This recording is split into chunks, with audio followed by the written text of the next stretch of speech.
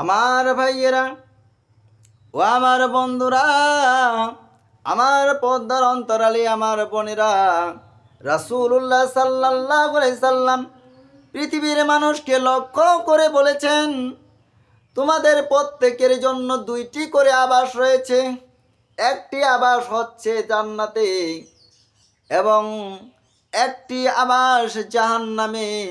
অতএব তোমাদের কোনো ব্যক্তি মারা যাওয়ার পর দোজখে প্রবেশ করলে তার জান্নাতের আবাস জান্নাতীরা ওয়ারিসি সূত্রে লাভ করবে।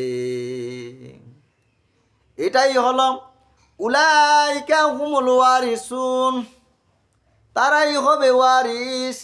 এই বাণীর তাৎপর্য, আমার ভাইয়েরা ও আমার বোনেরা, আপনারা যদি জান্নাতে যেতে চান তাহলে আপনাকে কালেমা পড়ে মুসলমান হতে হবে। আপনাকে নিজ মুখে সাক্ষ্য দিতে হবে। আপনাকে বলতে হবে, আমি সাক্ষ্য দিচ্ছি যে আল্লাহ ছাড়া ইবাদতের যোগ্য সত্যিকারের কোনো মাবুদ নাই। এবং তোমাকে নিজ মুখে বলতে হবে, আমি সাক্ষ্য দিচ্ছি যে মুহাম্মদ সাল্লাল্লাহু আলাইহি সাল্লাম আল্লাহর বান্দা ও তার রাসূল। যদি তুমি এই কথা মুখ দিয়ে সাক্ষ্য দিতে পারো, অন্তরে বিশ্বাস রাখতে পারো, কাজের মধ্যে রূপ দান করতে পারো, তাহলে আল্লাহ রাব্বুল আলামিন আপনার এর বিনিময়ে দান করবে।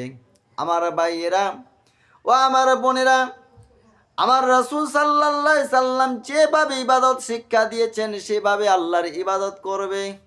রাসূল সাল্লাল্লাহু আলাইহি সাল্লাম যেভাবে ইবাদত করেছেন সেভাবে ইবাদত করবে। আল্লাহ রাব্বুল আলামিন আপনাকে জান্নাত দান করবে। শুধু জান্নাত নয়, আপনার জান্নাত আপনার কর্মের গুণে পাবেন এবং ওয়ারিস হিসাবে আরো জান্নাত লাভ করতে পারবে।